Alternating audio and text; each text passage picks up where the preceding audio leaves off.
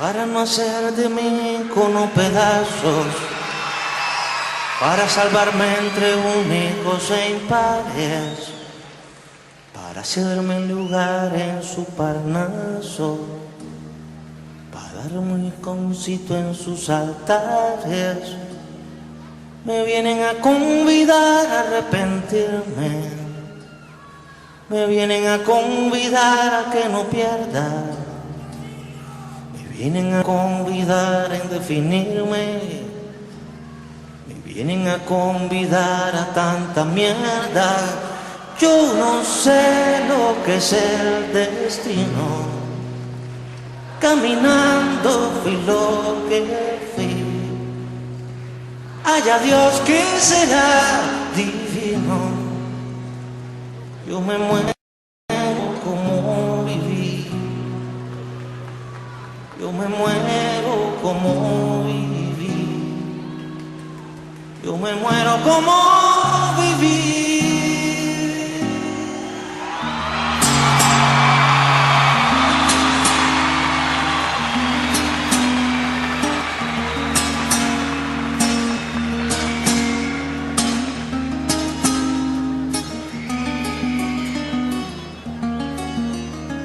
Yo quiero seguir jugando a lo perdido, yo quiero ser a la zurda más que diestro, yo quiero hacer un congreso del unido, yo quiero rezar a fondo un hijo nuestro. Dirán que pasó de moda la locura, dirán que la gente es mala y no merece, yo partiré soñando travesuras. ¿Acaso multiplicar panes y peces? Yo no sé lo que es el destino, caminando fui lo que fui. Haya Dios que será divino. Yo me muero como viví, yo me muero como viví, yo me muero como viví.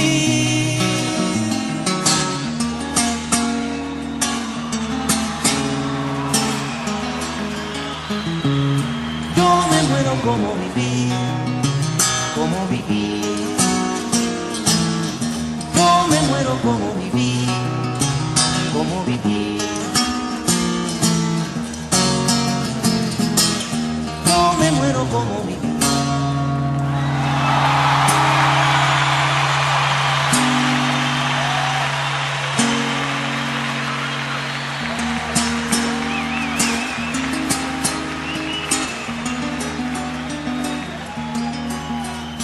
Dicen que me arrastrarán por sobre rocas cuando la revolución se venga abajo, que machacarán mis manos y mi boca, que me arrancarán los ojos y el badajo. ¿Será que la necedad parió conmigo? La necedad de lo que hoy resulta necio, la necedad de asumir al enemigo, necesidad de vivir sin tener precio. Yo no sé lo que es el destino, caminando fui lo que fui. Haya Dios que será divino.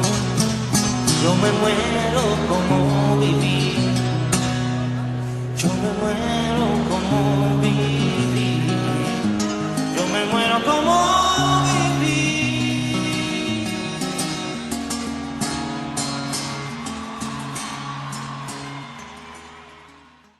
Muy buenas tardes, estimables amigos y amigas. Muchísimas gracias por acompañarnos en un programa más de Ecos del 56, el programa del Partido Vanguardia Popular por esta señal de Tele1. Recuerda, Tele1 en todas las cableras del país, de costa a costa, de frontera a frontera, incluso México, Guatemala y El Salvador. Muchísimas gracias por acompañarnos. Martín Rodríguez Espinosa les saluda y les agradece su compañía, como todos los viernes a las 3 de la tarde, por esta señal de Tele1.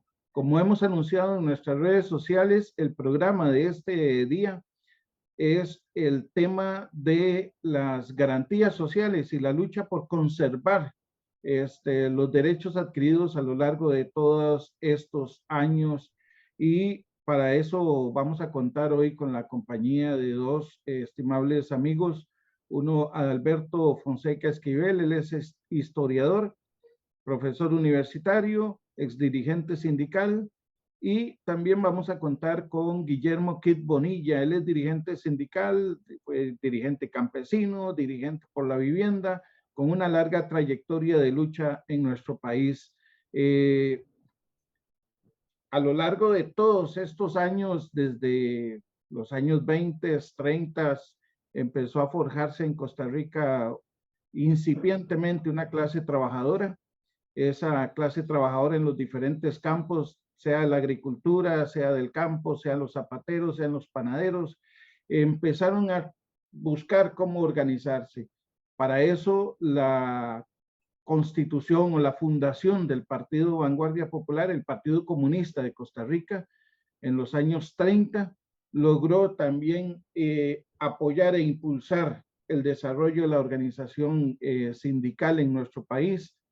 Una larga historia de conquistas que llevó a la consecución de dos cosas muy importantes, entre muchas otras, la salud, la educación, etcétera, etcétera. Pero hay dos documentos que a lo largo de esos años y de esas luchas se dieron y que nos garantizan a los costarricenses, a la clase trabajadora costarricense, los derechos de los cuales gozamos hoy y que lamentablemente algunos están empecinados en perder. Uno es el Código de Trabajo,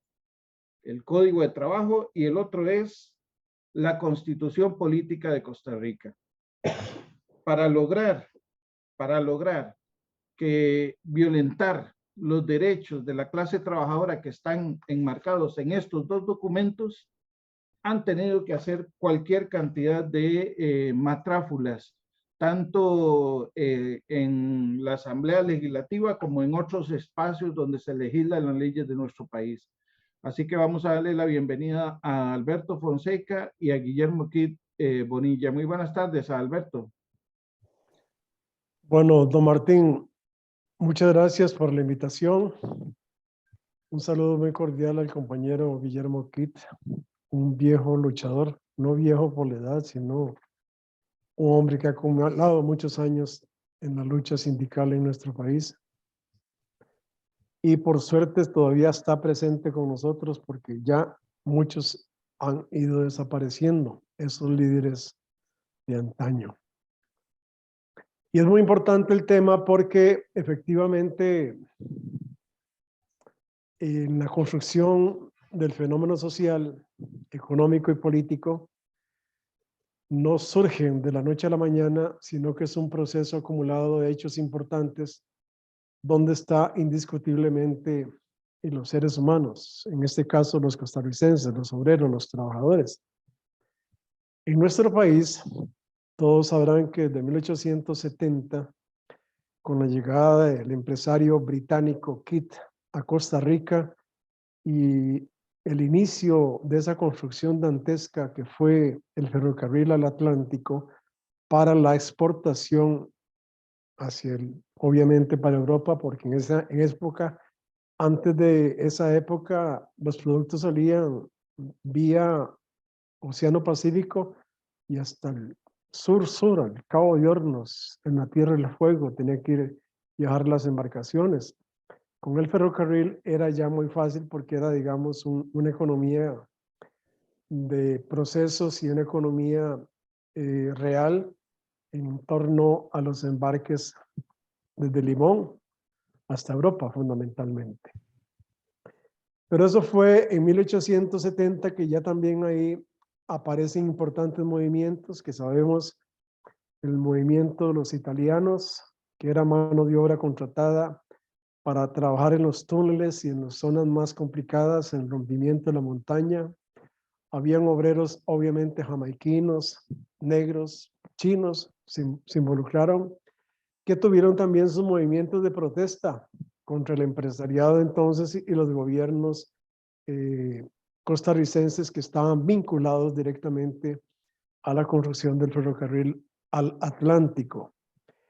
Y así, en ese proceso, llegamos, como se sabe, en 1920 a una primera huelga, un primer movimiento grande en Costa Rica de gran incidencia que permitió el mejoramiento de las jornadas laborales, los aumentos salariales y reivindicar algunas cosas importantes que la clase trabajadora no tenía.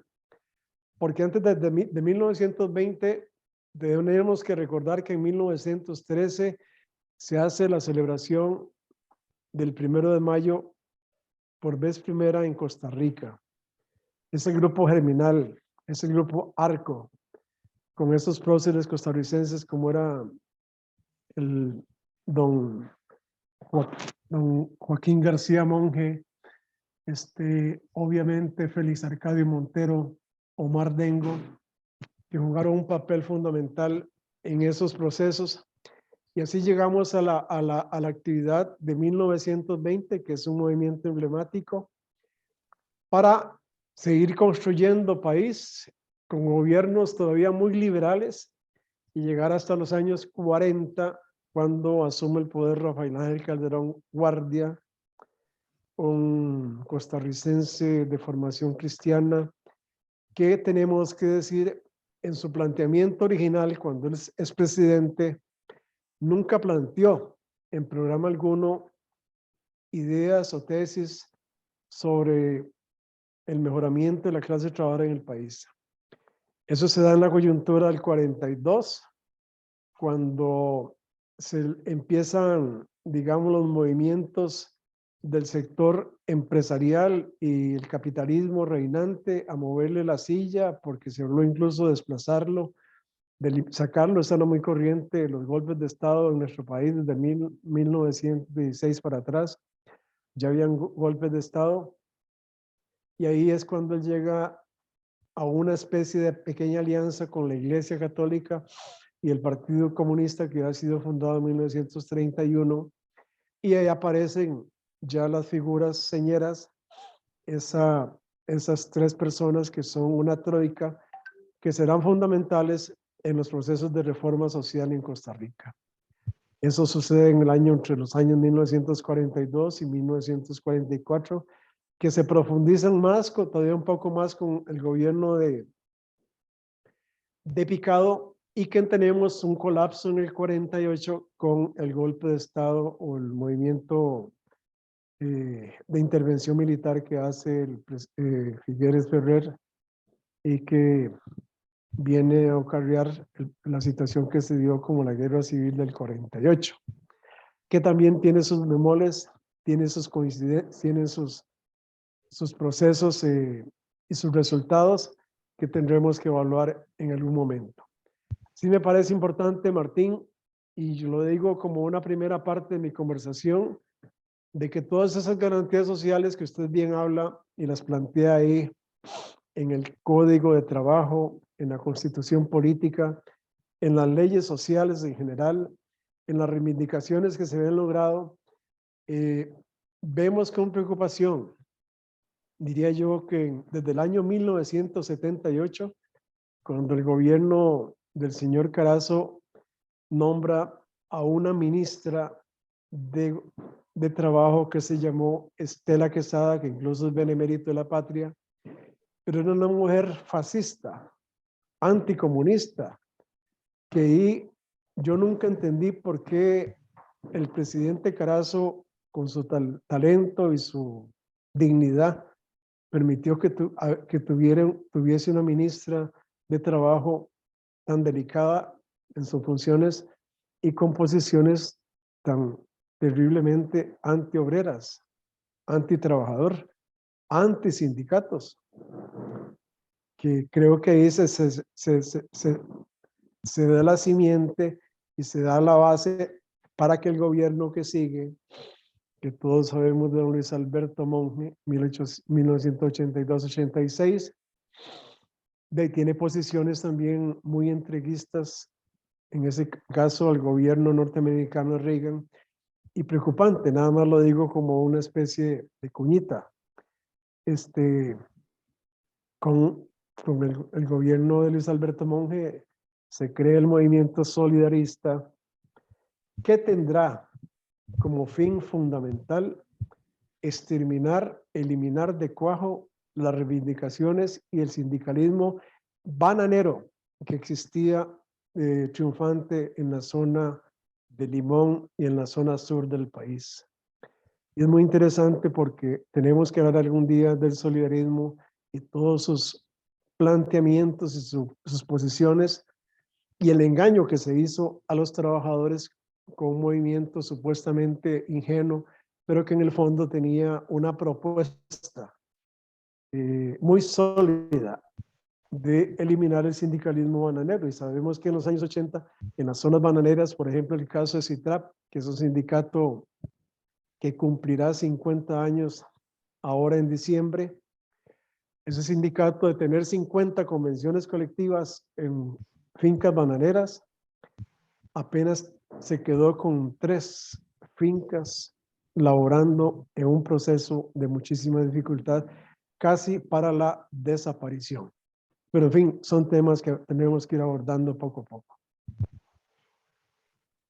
Así es, y a lo largo de todo este proceso vamos bueno, este programa de hoy sirve de preámbulo, si se quiere, de toda una línea de tiempo de la lucha de la clase trabajadora costarricense, y en próximos programas de Ecos de 56 vamos a tener pequeños segmentos de momentos históricos de la lucha de la clase trabajadora costarricense. Muy buenas tardes, Guillermo Kit Bonilla. Buenas tardes, Martín. Buenas tardes, Alberto. Un placer estar con ustedes en un programa más de Ecos del 56. Bueno, plantear que ya Alberto planteó un conjunto de cosas que se han dado, algunas más relevantes que otras, pero a fin de cuentas todas muy relevantes porque ninguno de los derechos que ha tenido los trabajadores han sido regalados, todos han sido derechos conquistados, unos al Estado costarricense, otros a la empresa privada, incluso a empresas extranjeras muy poderosas, como ya aquí se ha planteado en el tema de las empresas bananeras. Decir que hay acontecimientos muy ricos aquí, que efectivamente como la fundación de la primera Confederación de Trabajadores en 1912, 13, por ahí, la huelga de 1920, que termina siendo una huelga general, además donde se logra la conquista de las 8 horas, de la jornada de 8 horas, y hay también un aumento importante de salarios por toda la crisis que se vivía en ese país. Y otra cosa muy importante, esa huelga, por eso me parece que es uno de los capítulos que hay que profundizar, porque también el presidente de la época declara que es una huelga legal, en vista de todas las dificultades que se tenían en la época. Hay que decir que esa huelga, bueno, en buena medida fue una huelga desarrollada en la meseta central, y fundamentalmente por oficios que desaparecieron, ¿verdad? Panaderos, zapateros, hojalateros, todo este tipo de gremios. La meseta central estaba principalmente en la zona de Limón, con la empresa esta de Minor Key. Entonces, el tema del Código de Trabajo también, que es sumamente importante, porque según mi criterio, la creación de la Caja Costarricense del Seguro Social y la promulgación del Código de Trabajo es lo que permite que en este país se reparta la riqueza, porque los patrones antes del Código de Trabajo y la Caja no pagaban absolutamente nada, como hoy no pagaban impuestos, y también hacían lo que les daba la gana con la clase trabajadora. Entonces ahí con el tema del Código de Trabajo podríamos aprovechar un solo programa para profundizar sobre los beneficios que esto trajo y los prejuicios que también trajo. Sí, yo creo que el tema de solidarismo es un tema que hay que profundizarlo sobre eso, y sobre eso yo algo escribí ahí a propósito de la huelga bananera, algo tengo escrito sobre el papel que jugó la Escuela Social Juan 23 y el padre Solano, ¿verdad? Que son los que desarrollan este trabajo, que no eran exactamente las asociaciones solidaristas. Muy negativo después la fundación de los comités permanentes, ¿verdad? que hoy todavía existen y que son un gran obstáculo para el desarrollo del movimiento sindical, principalmente en las zonas bananeras y piñeras hoy, ¿verdad? Entonces ese es un tema que hay que verlo. Las consecuencias del golpe de Estado del 48 también, ¿verdad? Cómo se ilegaliza la Confederación de Trabajadores, y ahondar más, porque a veces se habla de que se pusieron, es muy simplista el tema de los acuerdos de los años 40 o las conquistas de los años 40, a veces la enseñan de una forma muy simple, que da a entender que Manuel Mora se puso de acuerdo con Monseñor Sanabria y con Calderón Guardia, que ahí surgieron, y efectivamente esto no fue así. Efectivamente esto no es así, porque en el primer programa sindical se pelea por una ley de accidentes de trabajo. O sea, ley de accidentes de trabajo termina siendo el INSS, no recuerdo si, bueno, en los años 20 termina creándose el INSS, que hoy todavía existe con mayor desarrollo. Ya desde ahí se inicia y después se amplía, y es lo que después tenemos como el código de trabajo. Y bueno, las consecuencias de la ilegalidad y las enseñanzas también. Porque hay que decir también que la clase trabajadora nunca se ha rendido. Nunca se ha rendido, y en la década de los años 50, en plena ilegalidad de los sindicatos de la Confederación de Trabajadores y la construcción que Liberación empieza de sindicatos que construye Liberación Nacional para mantenerse en el poder y mantener a los trabajadores cerca de ellos, aún así hay huelgas. De ahí que, bueno, Alberto, que es historiador, hay un montón de huelgas en la década de los años 50, y después también el tema de la huelga del aguinaldo, que es también una huelga incluso muy curiosa, porque inicia en diciembre y termina en enero del otro año, ¿verdad? Y además que habla también del permanente servilismo que han tenido los gobiernos de nuestro país con las empresas extranjeras, porque a los bananeros, que la empresa se niega, United Fruit Company se niega a pagarle el aguinaldo a los bananeros, y entonces el primer aguinaldo que reciben lo pagó el gobierno de Costa Rica, no fue la bananera. Después la bananera siguió pagándolo, pero bueno, el primero, así se terminó con esa huelga, con una actitud muy servil de parte del gobierno de la época para pagarle y sacarle las castañas del fuego a la empresa bananera. Y el tema del periodo de Rodrigo Carazo sí es muy importante, porque si bien es cierto, esta señora fue nefasta y efectivamente ilegalizó el sindicato, que tenía firmadas muchas convenciones colectivas, precisamente por una huelga que hubo en una finca que se llamaba Finca La Teresa. Eso, ahí fue donde eso fue el pretexto de esta señora para ilegalizar ese sindicato. También tuvieron problemas la NEP y otras organizaciones con la señora, pero los sindicatos para la época todavía eran bastante fuertes y lograron echarla. La verdad es que lograron. Esa señora no terminó con Carazo.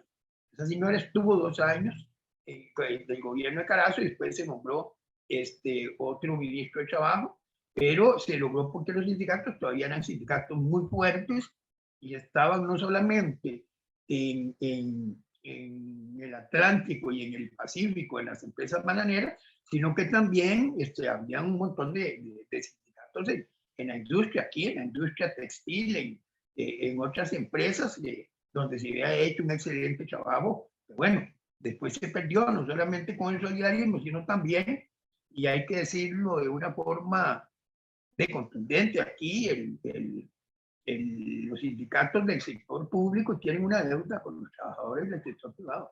Tienen una deuda porque con el esfuerzo de los trabajadores del sector privado se crearon muchos sindicatos del sector público, y se le ganaron a Liberación también muchos sindicatos que Liberación había construido, que posteriormente, con acción no solamente del Partido Vanguardia Popular, sino del Partido Socialista, también se logra ganar. Entonces me parece que es muy rica la historia nuestra, y va a dar para tener muchos programas principalmente pues, que llegue el mensaje a los jóvenes para que sepan que todos los derechos que hemos tenido y que estamos perdiendo costaron, en muchos casos muertos, ¿verdad? La huelga bananera del 84, que es un capítulo aparte que tenemos que tener, donde hay 2 muertos y 26 heridos con armas de fuego de parte de los trabajadores, y bueno, agarrar algunos programas de estos, porque estos programas tienen que servir para educar, ¿verdad?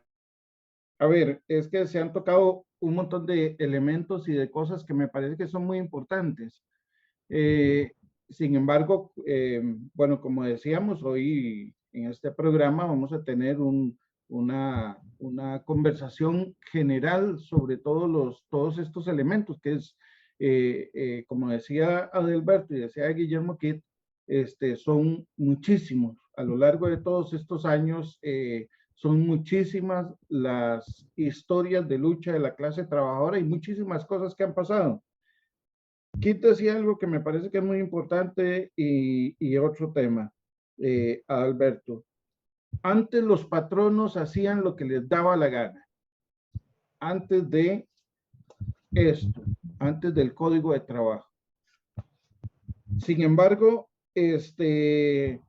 a lo largo de los años hemos visto cómo en el sector privado la posibilidad de que los trabajadores se organicen y conformen un sindicato para mejorar sus condiciones laborales y económicas han sido absolutamente difíciles. Incluso trabajadores que logran conformar una junta directiva de un embrión de sindicato o de seccional de una central o de un sindicato que ya existe, son inmediatamente despedidos. ¿Qué es lo que pasa, Alberto, en la clase trabajadora del sector privado, que no funciona lo que debería funcionar, el Código de Trabajo en primera instancia, la Constitución política en segunda instancia, que contempla los derechos fundamentales de la clase trabajadora?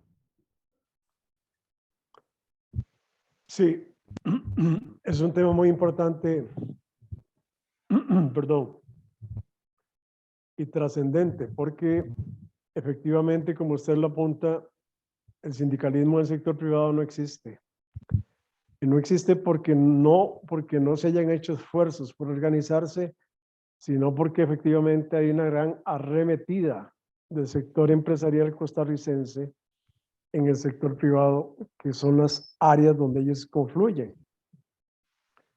Yo siento que, históricamente hablando, para no irnos muy atrás, después de 1948, la clase política costarricense es más o menos la misma. Es decir, llámese Liberación Nacional, llámese la Unidad, llámese el gobierno de transición de Carazo, la llegada del gobierno de Luis Alberto Monge, y ahí va la sucesión, Laura Chinchilla, los mismos gobiernos del PAC.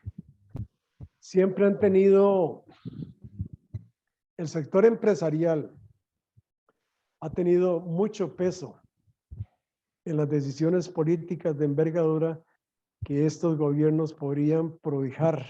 Es decir, no digo el de Miguel Ángel Rodríguez, que era un gobierno absolutamente de derecha, pero existe una clase política que está imbuida en los partidos, obviamente, y el sector empresarial juega un papel fundamental. Por esa razón me parece a mí que ha sido muy difícil para los trabajadores organizarse en la empresa privada, porque precisamente son los mismos que conducen, que están en la Asamblea Legislativa, que están en la Corte Suprema de Justicia, que están en los partidos políticos, que son parte del desarrollo político y social del país, que no permiten que esto se dé.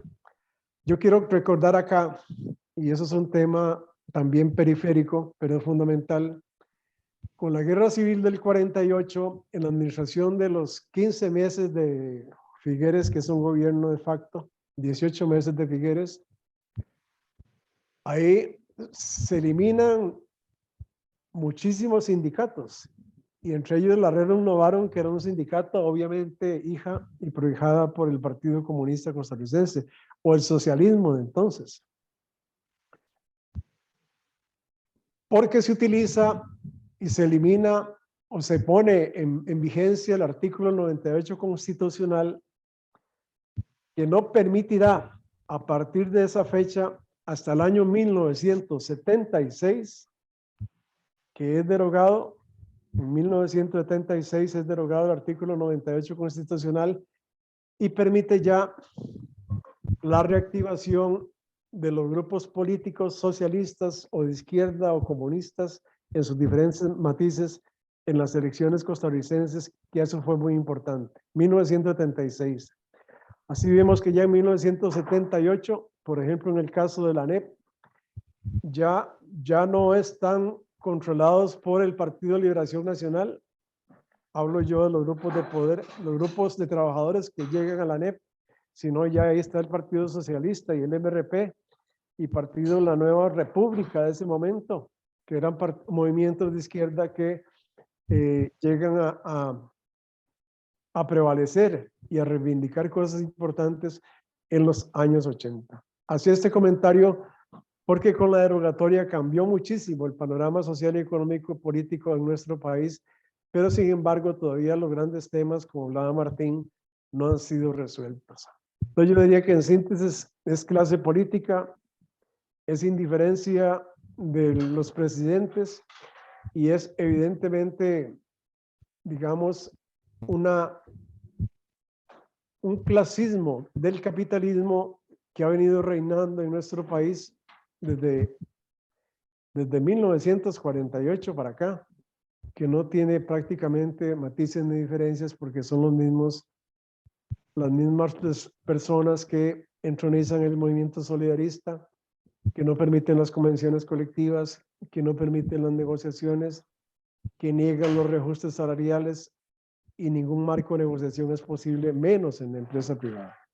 Y prohijado por los ministros de trabajo de entonces, que todos han sido serviles, incondicionales a la clase capitalista costarricense, como fue el señor José Calvo, que en plena huelga bananera iba a pasear a las cabinas que le daban los empresarios ricos en la zona sur del país. Pero en fin, esas son anécdotas. Así es, en todo este proceso, bueno, se han dicho cosas muy importantes y como lo hemos mencionado anteriormente, esto va a ser un paseo, si se quiere, general sobre el tema de las garantías sociales y de los derechos de la clase trabajadora costarricense, y que en futuros programas de nuestro programa Ecos del 56 vamos a tener segmentos históricos sobre la lucha de la clase trabajadora para estarlos presentando en todos los programas y que van a estar también a disposición de nuestros televidentes, de los jóvenes, de los adultos, de todas las personas que quieran, van a estar segmentados también por aparte para que puedan ser utilizados para la formación o compartirlo para el conocimiento público general. Vamos a ver, Guillermo, decías algo muy importante y que tal vez quienes escuchan nuestro programa tal vez los pueda confundir o los puedan interpretarlo mal. Cuando decías que los sindicatos del sector público son responsables de que no crezca o se desarrolle el sindicalismo del sector privado, concretamente, ¿a qué te referís? No es que son responsables, no es el tema. No creo que lo haya dicho así, me gustaría oír porque no creo que digan que son responsables, pero no han hecho todos los esfuerzos para desarrollar el sindicalismo en el sector privado. ¿En qué sentido, Guillermo? Tienen una deuda histórica que no han pagado, y esa deuda histórica que no han pagado es que no han hecho los esfuerzos para trabajar en el sector privado. porque es cierto que es muy difícil. Y es cierto que el Ministerio de Trabajo no ayuda. Y es cierto que los empresarios están ahí. Pero es cierto también que los esfuerzos son totalmente mínimos. Y esto lo digo porque yo siempre trabajé para el sector privado. Y lo digo porque incluso recientemente, no hace poco tiempo, fundamos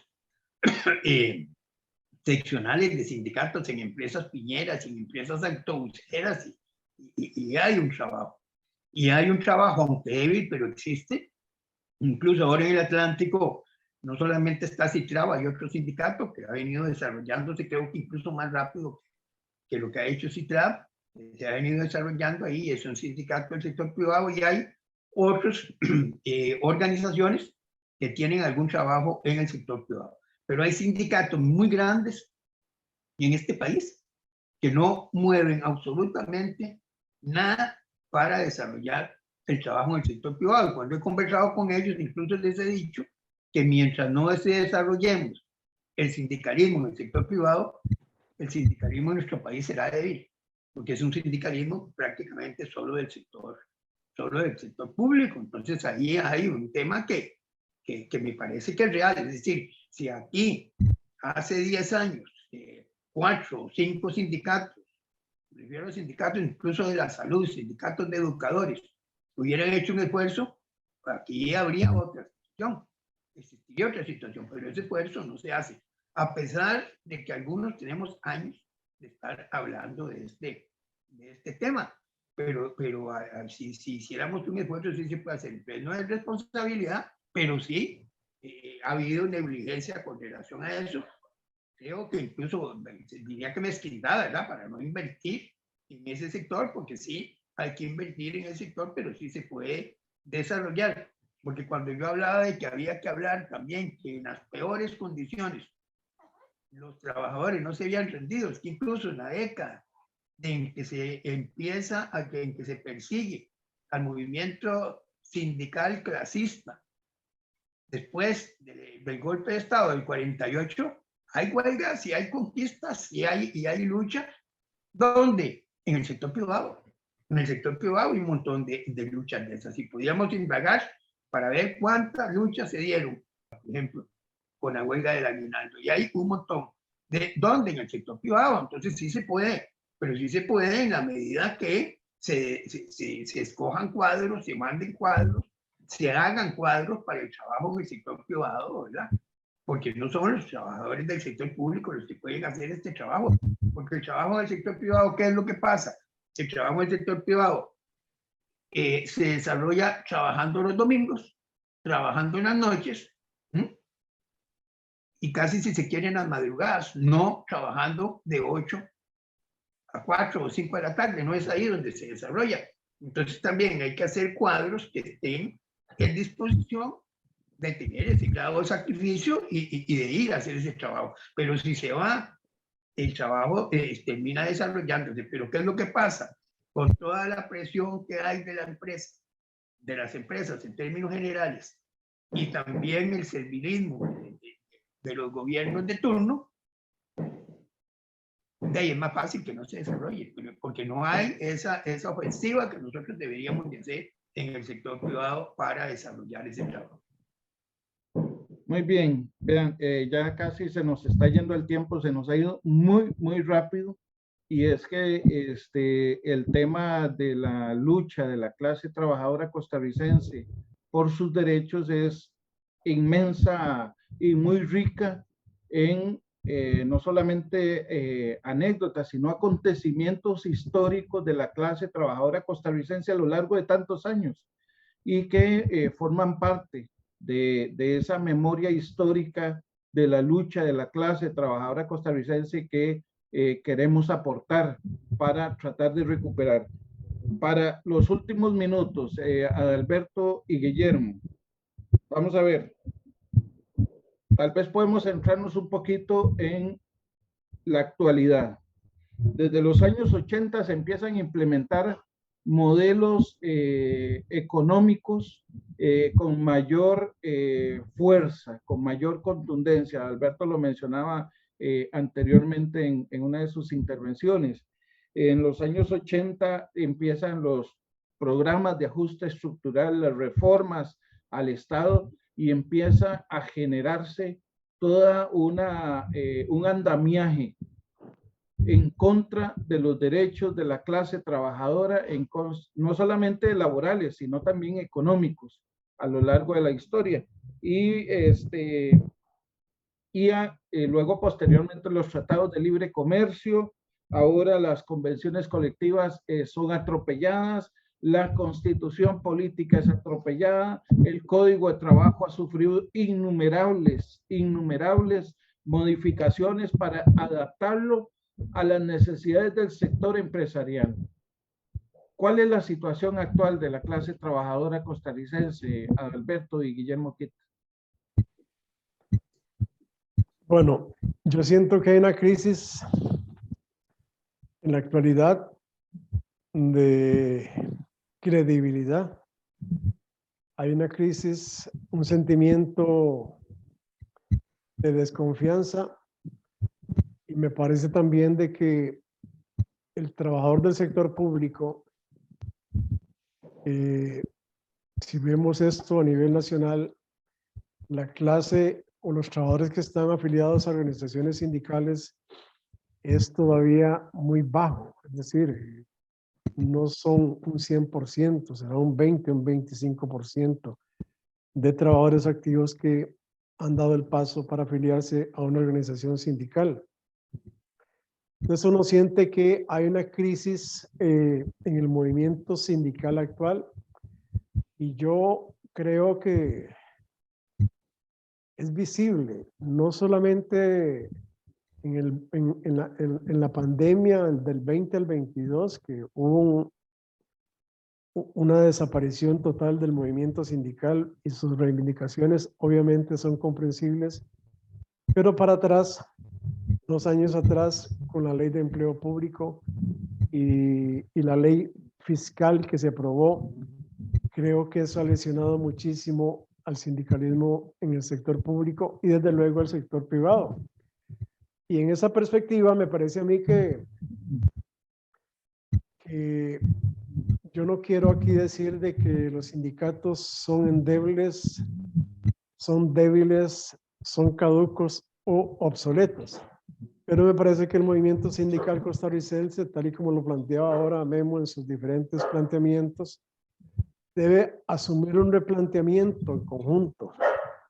Debe superar las diferencias, las rencillas, las frustraciones, los desencantos, unos y otros, y lograr de amarrar un gran movimiento social como alguna vez lo tuvimos nosotros, digo yo porque ahí estuve yo presente, con el Consejo Permanente de Trabajadores en 1986 para acá, hasta el año 1900, prácticamente 93, que si bien es cierto, no era una conjunción política, pero sí permitía avanzar en problemas generales con un movimiento sindical todavía muy cupular, porque eran las cúpulas de las centrales sindicales sobre todo, y algunos sindicatos del sector público que estábamos por ahí, pero que efectivamente se lograron avanzar en cosas importantes en ese proceso 86. Digo yo, fue el gobierno de Óscar Arias Sánchez y el que tuvimos después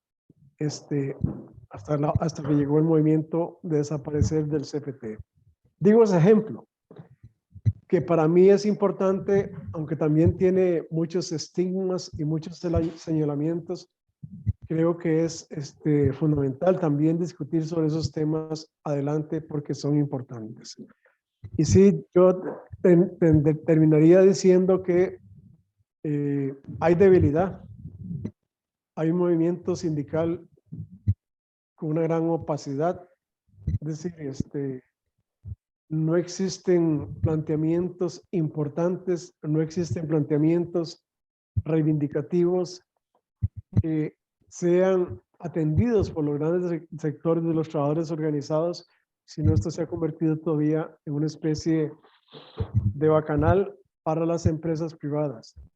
Habrán excepciones en el movimiento sindical costarricense del sector público que hacen su trabajo y hacen su propuesta, pero lastimosamente los trabajadores no son eco, no hay seguimiento, porque las estructuras de poder, el sector empresarial, los sectores que controlan la sociedad costarricense en los últimos lustros, evidentemente son indiferentes al diálogo, a la conversación con el movimiento social costarricense, empezando por los ministros de trabajo que se nombran en cada gobierno de turno. No, es un problema, hay algunos problemas muy serios, ¿verdad?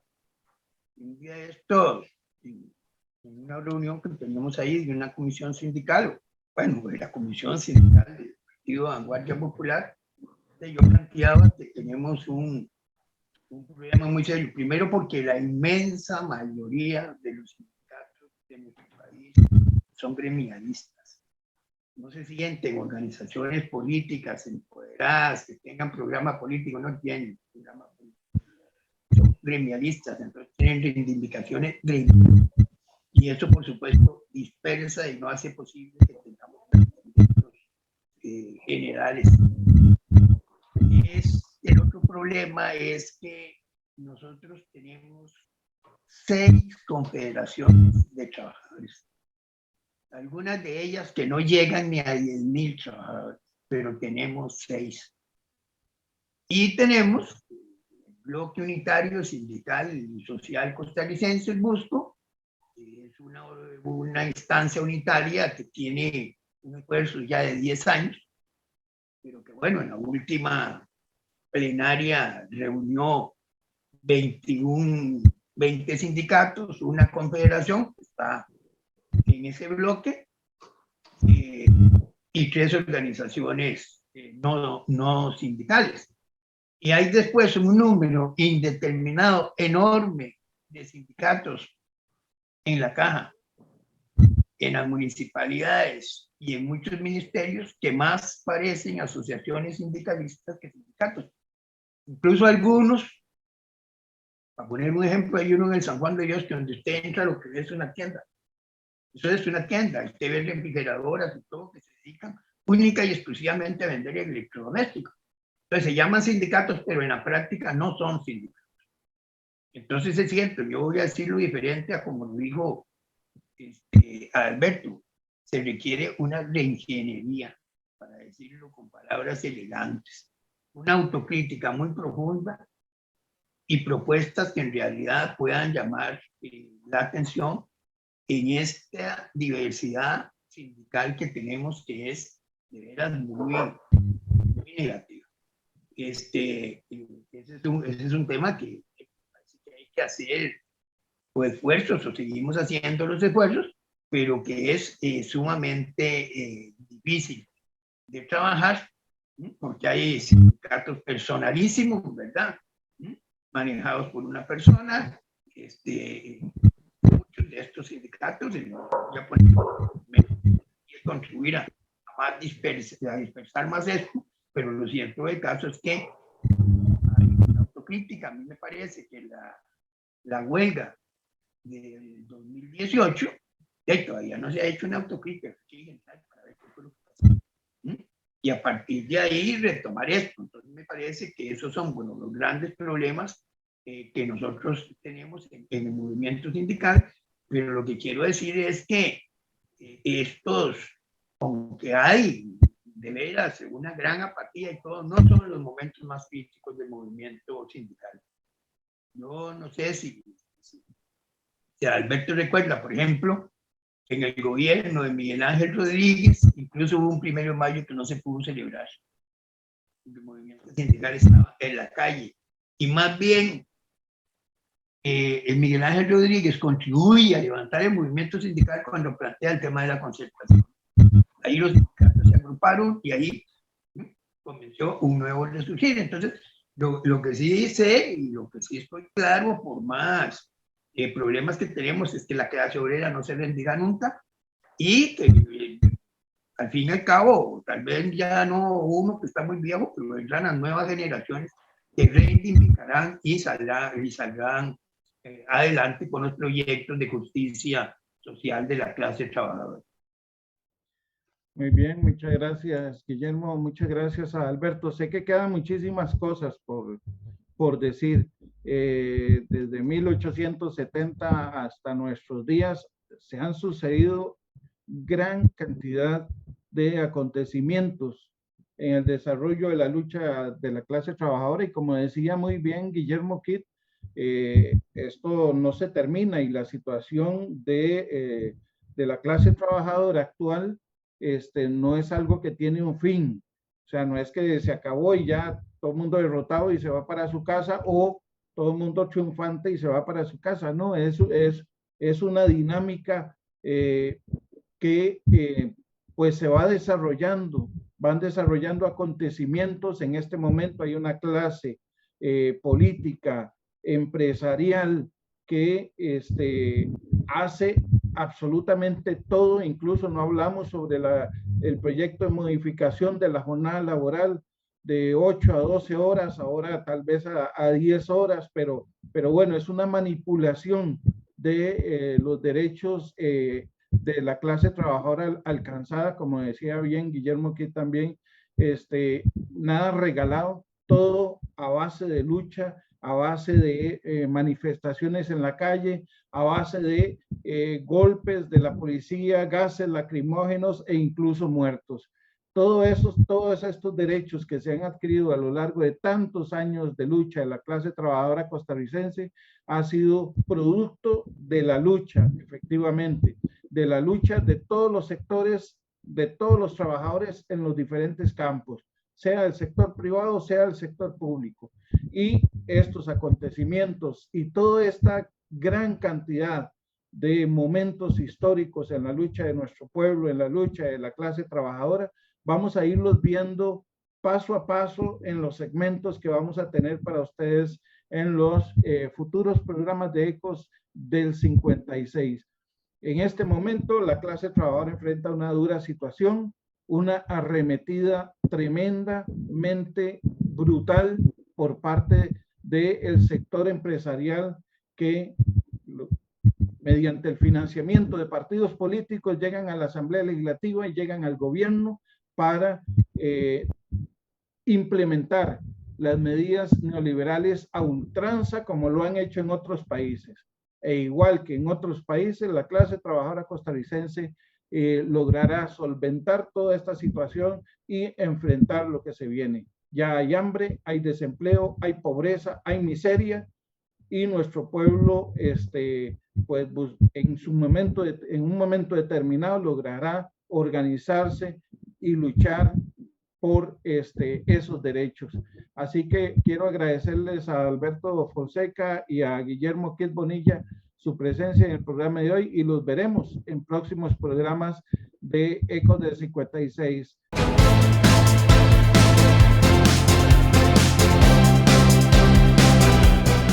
Del Banco de Costa Rica, UNEBanco, en representación de los funcionarios, de sus familias y de la institucionalidad de este país, queremos en primer lugar hacer sentir a toda la opinión pública nuestra completa oposición al proyecto de ley presentado en días pasados sobre la venta del conglomerado del Banco de Costa Rica y cualquier otro activo del Estado.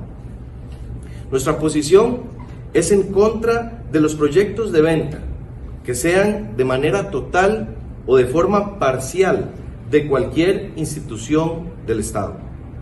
Uno de los activos más importantes, rentables, solventes y de mayor trayectoria en las últimas décadas, como lo es el Banco de Costa Rica, no se puede poner en venta al mejor postor y tratarlo con total ligereza. Un banco del Estado, el cual ha generado utilidades crecientes en los últimos años, ha permitido generar la posibilidad de otorgar créditos a los ciudadanos, como la señora de Purral, para comprar casa, carro o lote, o como al señor de Pital de San Carlos, para poder comprar maquinaria de trabajo para su parcela.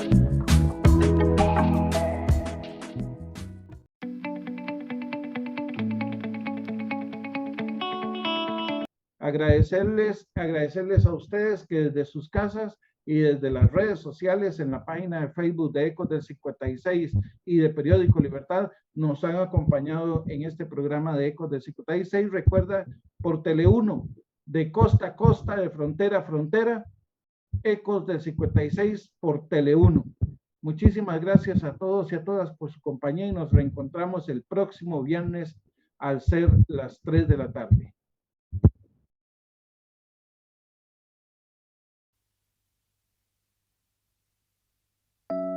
Si ya has vuelto a equivocarte, has vuelto a pisar en falso. Mira, has vuelto a dejar desnuda tu cabeza en el cadalso.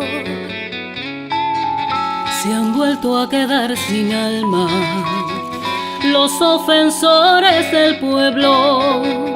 Tu obsesión por el dinero, tu oficio de vendepatria. Dale agua a ese dominó. Que si el juego se te tranca, no le eche la culpa a nadie, y por Dios. mira. Dale agua a ese dominó. Ya te maté la salida, ganó con 2 y con 6 corazón. Dale agua a ese dominó. Hoy te pagan por decir que se acabó nuestro tiempo. Nunca olvides que quien paga siempre en el traidor desprecio.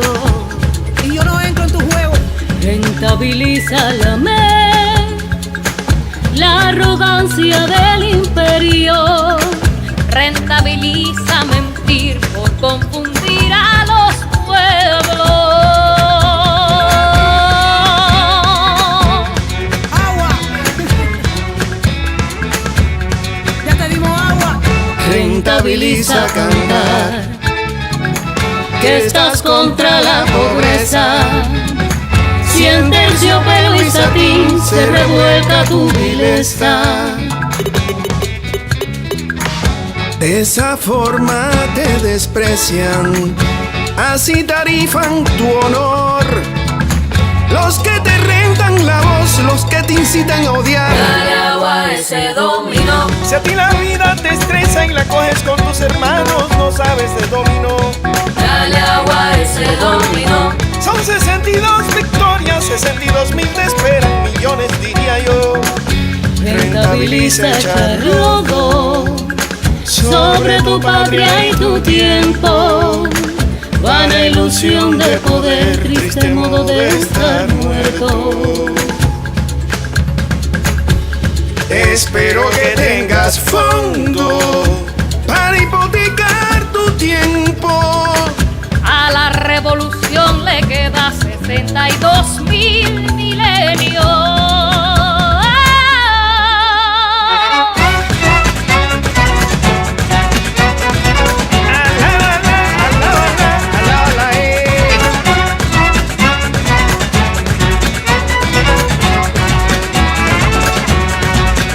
Patria o muerte viviremos, patria o muerte lucharemos, patria o muerte por la vida, patria o muerte venceremos. Poderoso caballero, el metal está sonando. Patria o muerte viviremos, patria o muerte lucharemos, patria o muerte por la vida, patria o muerte venceremos. No me molestes más que la sierra está para Ya llegó aquí en la candela esto es fuego. Hablan que llegó Jesse Calibre con fuego. Para que equiparan 9 escuelas más fuego. Cuando que le pagan allá afuera su juego. ¿Qué fue lo que se acabó? Aquí no hay miedo. ¿Qué fue lo que se acabó? Marionetas hipócritas sin bandera. Vende patria, yo tengo 2. Yo solo creo en lo que veo, pero no les creo porque no están aquí. Y esos que están aquí yo no les creo, porque su actitud no es rica. A Cuba se respeta, Cuba no es pa' verte, muévete pa' que te conto tu billete, falta tu piquete. A mí nunca me va a soltar tu mayoral, a mí nunca me vas a poner tu grillete. Patria o muerte viviremos, Pues soberana, patria o muerte lucharemos, camina con atada. patria o muerte por la vida, patria o muerte Que venceremos. me digan lo que quieran, total yo estoy vacunado. Patria o muerte A viviremos, machete con mambisa. patria o muerte lucharemos, patria o muerte por la vida, patria o muerte venceremos.